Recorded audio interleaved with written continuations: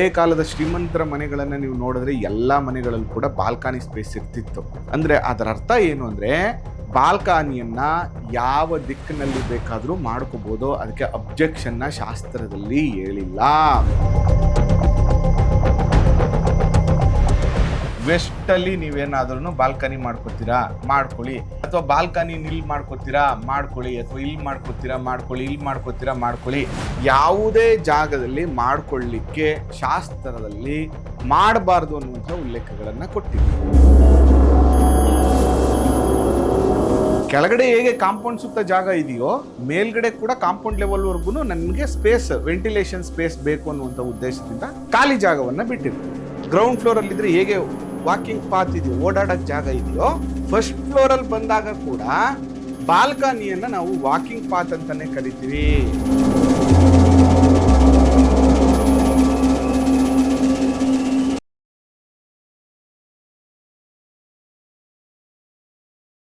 ಶ್ರೀ ಗುರುಭ್ಯೋ ನಮಃ. ಮಾಯಕಾರ ಪ್ರಭುವೇ ನಮಃ. ವಾಸ್ತು ಪುರುಷಾಯ ವಿದ್ಮಹೆ ಕ್ಷೇಮಂಕರಾಯ ಧೀಮಹಿ ತನ್ನೋ ವಾಸ್ತು ಪ್ರಚೋದಯಾತ್. ಆರಾಧ್ಯ ದೈವನಾಗಿರುವಂತಹ ಮಲೆಮಾದೇಶ್ವರರನ್ನ ಮನದಲ್ಲಿ ನೆನೆಯುತ್ತಾ ವಿದ್ಯಾಗುರುಗಳ ತಂದೆ ತಾಯಿಯ ಪಾದಾರವಿಂದಗಳಿಗೆ ನಮಸ್ಕಾರವನ್ನು ಮಾಡ್ತಾ ಜಗದ್ಗುರು ಪಂಚಾಚಾರ್ಯರನ್ನ ಬಸವಾದಿ ಶರಣರನ್ನ ಮನದಲ್ಲಿ ನೆನೆಯುತ್ತಾ ನನ್ನೆಲ್ಲ ಪ್ರೀತಿಯ ವಾಸ್ತು ವಿಜ್ಞಾನ ವಾಸ್ತು ವಿತ್ ಮಧು ದೀಕ್ಷಿತ್, ವಾಸ್ತು ಬೈ ಮುಗುರು ಮಧು ದೀಕ್ಷಿತ್ ಕಾರ್ಯಕ್ರಮಕ್ಕೆ ಆತ್ಮೀಯವಾಗಿರುವಂಥ ಸ್ವಾಗತ ಮತ್ತು ಸುಸ್ವಾಗತ. ತುಂಬ ಜನ ಗುರುಗಳೇ ನೀವು ವಿಡಿಯೋ ಮುಖಾಂತರ ತೋರಿಸ್ತಾ ಇದ್ದೀರಾ, ಬಟ್ ನೀವು ಬೋರ್ಡ್ ಮುಖಾಂತರ ಹೇಳುವಂಥದ್ದು ನಮಗೆ ಸ್ಪಷ್ಟವಾಗಿ ಅರ್ಥ ಆಗ್ತಾ ಇತ್ತು ಅನ್ನುವಂಥ ಮಾಹಿತಿಯನ್ನು ಅನೇಕ ಜನ ನೀಡ್ತಾ ಇದ್ರಿ. ಅದಕ್ಕೋಸ್ಕರ ಮತ್ತೆ ನಿಮಗೆ ಬೋರ್ಡ್ ಮುಖಾಂತರನೇ ತಿಳಿಸುವಂಥ ಒಂದು ಪ್ರಯತ್ನವನ್ನು ಮಾಡ್ತಾ ಇದ್ದೇನೆ. ಜೊತೆಗೆ ತುಂಬ ಜನಗಳ ಪ್ರಶ್ನೆ ಏನಪ್ಪ ಪ್ರಶ್ನೆ ಅಂತಂದರೆ, ತುಂಬ ಜನ ಹೇಳ್ತಾ ಇದ್ರು ಗುರುಗಳೇ ಬಾಲ್ಕನಿ ಯಾವ ದಿಕ್ಕಲ್ಲಿ ಬರಬೇಕು, ಕುಬೇರನ ಮೂಲೆ ಅಂದರೆ ನಿಮ್ಮ ಪ್ರಕಾರ ಕುಬೇರನ ಮೂಲೆ ಬಂದು ಸೌತ್ ವೆಸ್ಟ್ ಕಾರ್ನರ್ ಅಂದರೆ ನೈಋತ್ಯ ಮೂಲೆಯನ್ನು ನೀವು ಕುಬೇರನ ಮೂಲೆ ಅಂತ ಕರಿತೀರಿ, ಬಾಲ್ಕನಿ ಅಲ್ಲಿ ಬರಬಹುದಾ ಅಂತ ನೀವು ಪ್ರಶ್ನೆಯನ್ನು ತುಂಬ ಜನ ನಾನು ಕೇಳಿದ್ರಿ. ನೋಡಿ, ನೀವು ಅರ್ಥ ಮಾಡ್ಕೋಬೇಕಾಗಿರೋದೇನೆಂದ್ರೆ, ಇದನ್ನ ನಾವು ಒಂದು ಕಾಂಪೌಂಡ್ ಅಂತ ಅನ್ಕೊಳ್ಳೋಣ. ಕಾಂಪೌಂಡ್ ಒಳಭಾಗದಲ್ಲಿ ಇದನ್ನ ಒಂದು ಬಿಲ್ಟಪ್ ಏರಿಯಾ ಅಂತ ಇಟ್ಕೊಳ್ಳೋಣ. ಇದಕ್ಕೊಂದು ನಾವು ಆಯವನ್ನ ಮಾಡ್ಕೊಂಡಿದ್ವಿ. ನೋಡಿ, ಬಾಲ್ಕನಿ ಮಾಡ್ಕೋಬೇಕಾ ಬೇಡವಾ ಅನ್ನುವಂತಹ ಪ್ರಶ್ನೆ ಬಂದರೆ ಬಾಲ್ಕನಿ ಅಂದ್ರೆ ಏನು ಅನ್ನೋದನ್ನು ಫಸ್ಟ್ ನಾವು ಅರ್ಥ ಮಾಡ್ಕೋಬೇಕು. ಬಾಲ್ಕನಿ ಅಂದರೆ ವಾಕಿನ್ ಏರಿಯಾ. ಅದು ಅಂದರೆ ಕೆಳಗಡೆ ಮನೆ ಇರುತ್ತೆ, ಸುತ್ತ ಜಾಗ ಬಿಟ್ಟಿರ್ತೀವಿ ಓಡಾಡಲಿಕ್ಕೆ, ಮೇಲ್ಗಡೆ ಹೋಗ್ತೀವಿ. ಮೇಲ್ಗಡೆ ಹೋದಂಥ ಸಂದರ್ಭದಲ್ಲಿ ಅಂದರೆ ಫಸ್ಟ್ ಫ್ಲೋರ್ ಡುಪ್ಲೆಕ್ಸ್ಗೆ ಹೋದಾಗ ಕೆಳಗಡೆ ಹೇಗೆ ಕಾಂಪೌಂಡ್ ಸುತ್ತ ಜಾಗ ಇದೆಯೋ ಮೇಲ್ಗಡೆ ಕೂಡ ಕಾಂಪೌಂಡ್ ಲೆವೆಲ್ವರೆಗೂ ನನಗೆ ಸ್ಪೇಸ್, ವೆಂಟಿಲೇಷನ್ ಸ್ಪೇಸ್ ಬೇಕು ಅನ್ನುವಂಥ ಉದ್ದೇಶದಿಂದ ಖಾಲಿ ಜಾಗವನ್ನು ಬಿಟ್ಟಿರ್ತೀವಿ. ಆದರೆ ಫಸ್ಟ್ ಫ್ಲೋರಲ್ಲಿ, ಈಗ ಗ್ರೌಂಡ್ ಫ್ಲೋರಲ್ಲಿ ಇದ್ದರೆ ಹೇಗೆ ವಾಕಿಂಗ್ ಪಾತ್ ಇದೆಯೋ, ಓಡಾಡೋಕ್ಕೆ ಜಾಗ ಇದೆಯೋ, ಫಸ್ಟ್ ಫ್ಲೋರಲ್ಲಿ ಬಂದಾಗ ಕೂಡ ಬಾಲ್ಕನಿಯನ್ನು ನಾವು ವಾಕಿಂಗ್ ಪಾತ್ ಅಂತಾನೆ ಕರಿತೀವಿ. ಕಾಫಿ ಕುಡಿಲಿಕ್ಕೆ, ನಿಂತ್ಕೊಳ್ಳಿಕ್ಕೆ, ಮನೆಯ ಹೊರಭಾಗದ ಸ್ಥಳ ಅಂತ ಅದರ ಅರ್ಥ ಬಾಲ್ಕನಿ ಅಂತ. ಆದರೆ ಬಾಲ್ಕನಿ ಎಲ್ಲಿ ಮಾಡ್ಕೋಬೇಕಾ ಮಾಡ್ಕೋಬಾರ್ದಾ ಅನ್ನುವಂಥ ಪ್ರಶ್ನೆ ಬಂದಾಗ ನೋಡಿ, ನಿಮಗೆ ಸ್ಪಷ್ಟವಾಗಿ ಹೇಳ್ತೀನಿ.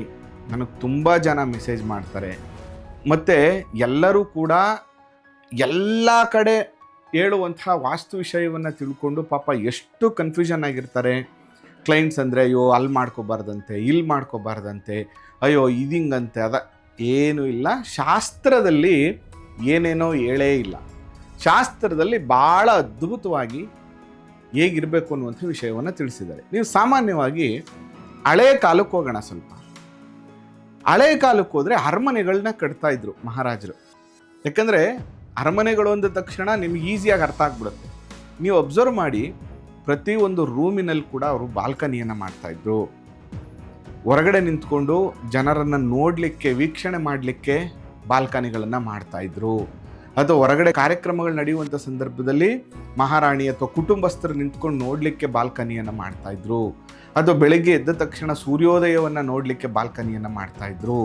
ಅಥವಾ ಹಳೆಯ ಕಾಲದ ಶ್ರೀಮಂತರ ಮನೆಗಳನ್ನು ನೀವು ನೋಡಿದ್ರೆ ಎಲ್ಲ ಮನೆಗಳಲ್ಲೂ ಕೂಡ ಬಾಲ್ಕನಿ ಸ್ಪೇಸ್ ಇರ್ತಿತ್ತು. ವೈಟ್ ಹೌಸ್ ಅಂತ ಏನು ಕರಿತೀವಿ ಅಂಥ ಮನೆಗಳನ್ನ ನೀವು ಅಬ್ಸರ್ವ್ ಮಾಡಿದ್ರೆ ಬಾಲ್ಕನಿಗಳಿರ್ತಿತ್ತು.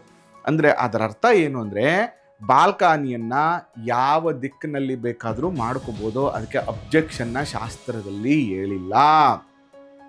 ಬಟ್ ಏನಂದರೆ ನೋಡಿ, ಎಕ್ಸಾಂಪಲ್ಲು ಇಲ್ಲೊಂದು ಮಾಸ್ಟರ್ ಬೆಡ್ರೂಮ್ ಇದೆ ಅಂತ ಇಟ್ಕೊಳ್ಳೋಣ. ಈ ಜಾಗದಲ್ಲಿ ನೈಋತ್ಯದಲ್ಲಿ ಒಂದು ಮಾಸ್ಟರ್ ಬೆಡ್ರೂಮ್ ಇದೆ, ನಾವಿಲ್ಲಿ ಬಾಲ್ಕನಿ ಮಾಡ್ತೀವಿ ಅಂತ ಇಟ್ಕೊಳ್ಳೋಣ.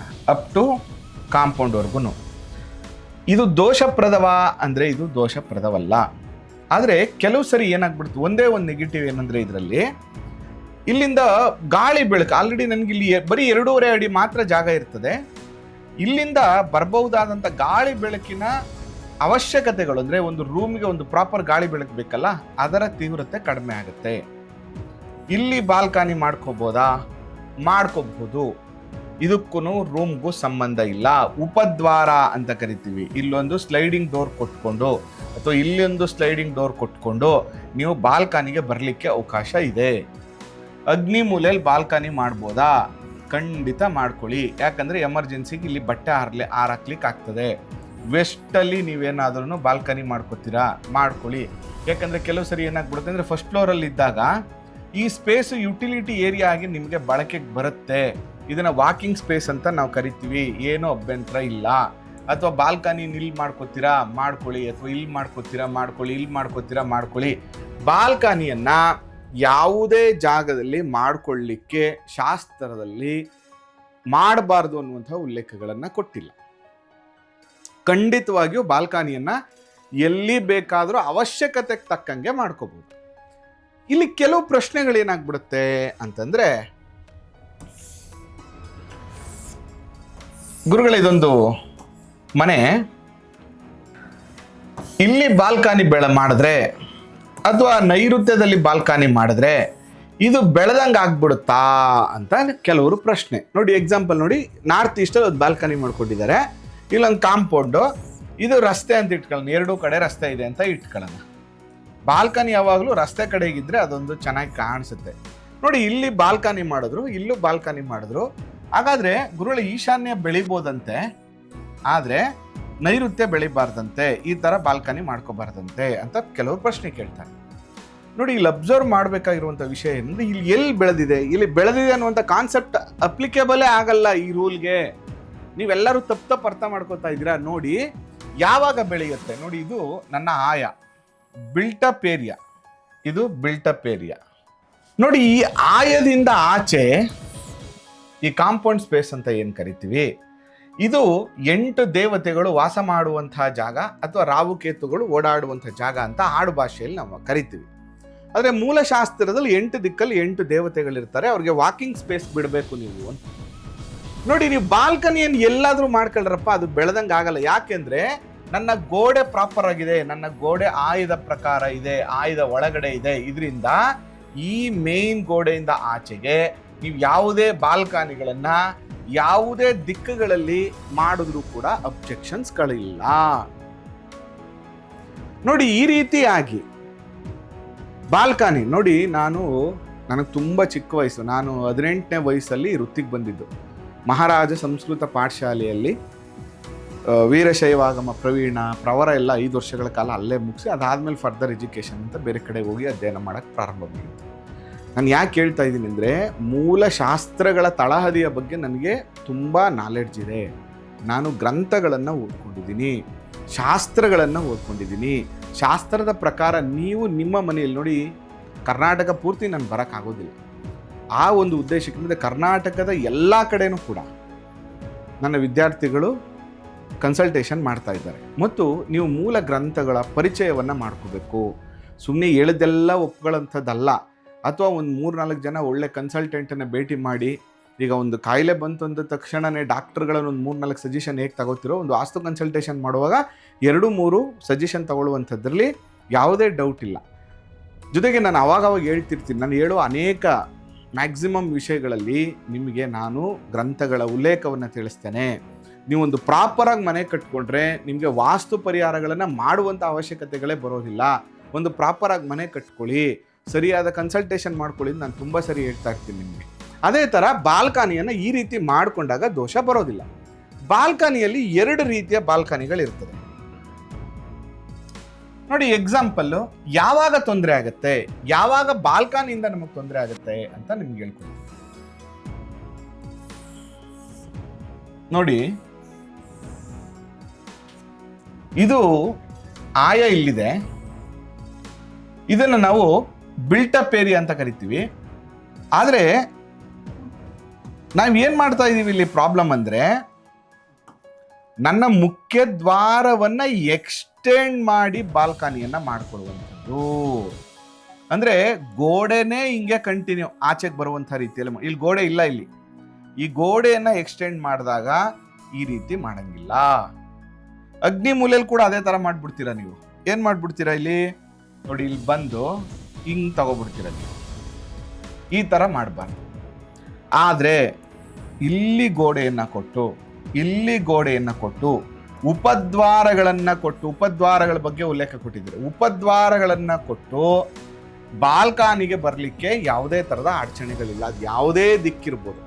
ಅದರಿಂದ ನೀವು ಬಾಲ್ಕನಿ ಬಗ್ಗೆ ತುಂಬ ತಲೆ ಕೆಡಿಸ್ಕೋಬೇಡಿ, ನಿಮ್ಮ ಅನುಕೂಲಕ್ಕೆ ತಕ್ಕಂಗೆ ಮಾಡ್ಕೊಳ್ಳಿ. ಕೆಲವು ಸರಿ ಏನಾಗ್ಬಿಡುತ್ತೆ ನೋಡಿ, ನನಗೆ ಮನೆ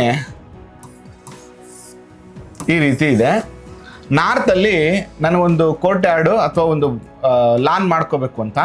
ಬಟ್ ಏನಾಗ್ತಾ ಇದೆ, ಇಲ್ಲಿ ನನಗೆ ಬರೀ 2 ಅಡಿ 1.5-2 ಅಡಿ ಸಿಕ್ಕಿದೆ. ನನಗೆ ಈ 2 ಅಡಿಲಿ ಮಾತ್ರ ಲಾನ್ ಮಾಡೋಕ್ಕಾಗಲ್ಲ. ಆಗ ನೀವೇನು ಮಾಡ್ತೀರಿ ಅಂದರೆ, ಇದನ್ನು ಕಟ್ ಮಾಡಿಬಿಟ್ಟು ಅರ್ಧ ಒಳಗಡೆಗೆ ಅರ್ಧ ಆಚೆಗೆ ಬಾಲ್ಕನಿಯನ್ನು ಸೇರಿಸ್ಕೊತೀರ. ನೋಡಿ, ಇದು ರಾಂಗ್. ಈ ಥರ ಮಾಡಬಾರ್ದು. ಯಾಕೆ ಅಂದರೆ, ಈ ರೀತಿ ಮಾಡಿದಾಗ ಏನಾಗುತ್ತೆ, ನನಗೆ ಉತ್ತರ ದಿಕ್ಕು ಕಟ್ಟಾಗುತ್ತೆ. ನೋಡಿ, ನೀವು ಮಾಡ್ಕೊಳ್ಳೇಬೇಕು ಅಂದರೆ ಇಲ್ಲೊಂದು ವಾಲ್ ಗ್ಲಾಸನ್ನು ಕ್ರಿಯೇಟ್ ಮಾಡಿ ಒಂದು ಮನೆ ಒಳಗೆ ಮಾಡ್ಕೊಳ್ಳಿ, ಇಲ್ಲಾಂದರೆ ಮನೆಯಿಂದ ಆಚೆ ಮಾಡ್ಕೊಳ್ಳಿ. ಒಂದು ಆಯ್ದು ಒಳಗೆ ಬರಬೇಕು ಅಥವಾ ಆಯ್ದಿಂದ ಆಚೆ ಇರಬೇಕು. ಈ ರೀತಿಯಾಗಿ ಮಾತ್ರ ಬಾಲ್ಕನಿಗಳನ್ನು ಮಾಡ್ಕೋಬೋದು. ಅಂದರೆ ಬಾಲ್ಕನಿ ಏರಿಯಾ ಅಂತ ಬಂದಾಗ ನೀವು ಯಾವುದೇ ದಿಕ್ಕುಗಳಲ್ಲಿ ಮಾಡ್ಕೊಳ್ಳಿ, ಬಾಲ್ಕನಿಯಿಂದ ದೋಷ ಬರೋದಿಲ್ಲ.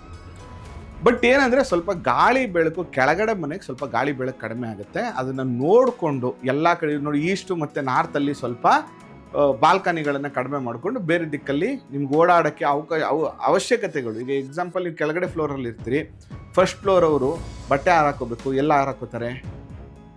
ಅದು ಏಜ್ ಆದವ್ರು ಇರ್ತಾರೆ, ಅವ್ರು ಎಲ್ಲ ಟೈಮು ಕೆಳಗಡೆ ಓಡಾಡೋಕ್ಕೆ ಬರೋದಿಲ್ಲ. ಒಂದು ಸ್ವಲ್ಪ ಕೂತ್ಕೊಂಡು ಸಂಜೆ ಹೊತ್ತು ಒಂದು ಕಾಫಿ ಕುಡಿಬೇಕು, ಅಲ್ಲೇ ಟೈಮ್ ಸ್ಪೆಂಡ್ ಮಾಡಬೇಕು ಅಂದರೆ ಅವ್ರಿಗೊಂದು ಬಾಲ್ಕನಿ ಅವಶ್ಯಕತೆಗಳಿರ್ತದೆ. ಅದರಿಂದ ನೀವು ಖಂಡಿತವಾಗಿಯೂ ಬಾಲ್ಕನಿಯನ್ನು ಎಲ್ಲಿ ಬೇಕಾದರೂ ಮಾಡ್ಕೊಳ್ಳಿ. ಆದರೆ ನಾನು ಹೇಳ್ದಂಗೆ ಏನಂತಂದರೆ, ಗೋಡೆಯಿಂದ ಆಚೆ ಮತ್ತು ಬಾಲ್ಕನಿಯನ್ನು ಮಾಡ್ಕೋಬೋದು, ಆದರೆ ವಾಲನ್ನು ಕಂಟಿನ್ಯೂ ಹಿಂಗೆ ಮಾಡಬಾರ್ದು. ಅರ್ಥ ಆಯ್ತಾ? ಈ ರೀತಿ ಮಾಡ್ಕೊಂಡ್ರೆ ಮಾತ್ರ ದೋಷಪ್ರದ ಬರ್ತದೆ, ಇಲ್ಲಾಂದರೆ ದೋಷಪ್ರದ ಬರೋದಿಲ್ಲ. ಇದರಿಂದ ಇದನ್ನು ಪ್ರಾಪರಾಗಿ ನೀವು ತಿಳ್ಕೊಂಡ್ರೆ ನೋಡಿ, ಈ ಥರ ಬರಬಾರ್ದು. ವಾಲ್ನ ಕಂಟಿನ್ಯೂ ಮಾಡಿ ನೀವು ಆಚೆ ಬಾಲ್ಕನಿ ಮಾಡಿಕೊಂಡ್ರೆ ನಮಗೆ ಯಾವುದೇ ಥರದ ಸಮಸ್ಯೆಗಳು ಬರೋದಿಲ್ಲ. ಅದರಿಂದ ನೀವು ತುಂಬ ತಲೆ ಕೆಡಿಸ್ಕೊಬೇಡಿ. ಸೆಟ್ ಬ್ಯಾಕ್ದು ರೂಲ್ಸ್ ಎಲ್ಲ ನೀವು ಫಾಲೋ ಮಾಡಿಕೊಂಡು ಅದಕ್ಕೆ ತಕ್ಕಂಗೆ ಎಲ್ಲೂ ಕೂಡ ವೈಲೇಷನ್ ಆಗದೇ ಇರುವಂಥ ರೀತಿಯಲ್ಲಿ ನೀವು ಬಾಲ್ಕನಿಯನ್ನು ಮಾಡ್ಕೊಳ್ಳಿ. ಅದರಿಂದ ಖಂಡಿತವಾಗಿಯೂ ಅನುಕೂಲ ಆಗುತ್ತೆ. ತುಂಬ ಟೆನ್ಷನ್ ತಗೊಳ್ಳುವಂಥ ಅವಶ್ಯಕತೆ ಇಲ್ಲ. ಜೊತೆಗೆ ನಿಮ್ಮದು ಪ್ರಶ್ನೆಗಳಿದ್ದರೆ ಮೆಸೇಜಲ್ಲಿ ನಿಮ್ಮ ಪ್ರಶ್ನೆಗಳನ್ನು ಹಾಕಿ. ಅದ್ರ ಜೊತೆಗೆ ನಿಮಗೂ ಕೂಡ ವಾಸ್ತುಪುರುಷ ದೇವತೆಯ ಅನುಗ್ರಹ ಆಗಬೇಕು ಅಂದರೆ ಎಲ್ಲರೂ ಕಾಮೆಂಟಲ್ಲಿ ಓಂ ವಾಸ್ತುಪುರುಷಾಯ ನಮಃ, ಓಂ ಅಷ್ಟದಿಕ್ಪಾಲಕ ದೇವತಾಯ ನಮಃ ಅಂತೇಳಿ ಪ್ರಾರ್ಥನೆಯನ್ನು ಮಾಡ್ಕೊಳ್ಳಿ. ಎಲ್ಲ ರೀತಿಯ ಅನುಕೂಲಗಳು ನಿಮಗೆ ಪ್ರಾಪ್ತಿಯಾಗುತ್ತೆ ಅಂತ ಹೇಳ್ತಾ ಈ ಸಂಚಿಕೆಯನ್ನು ಮುಗಿಸ್ತಾ ಇದ್ದೇನೆ. ನಿಮಗೂ ಕೂಡ ವಾಸ್ತು ಕನ್ಸಲ್ಟೇಷನ್ ಬೇಕು, ಭೇಟಿ ಮಾಡಬೇಕು ಅಥವಾ ವಾಸ್ತು ಕರೆಕ್ಷನ್ ಮಾಡಿಸ್ಬೇಕು ಅಂದರೆ ಖಂಡಿತವಾಗಿಯೂ ಭೇಟಿ ಮಾಡಿ. ನಮಸ್ಕಾರ.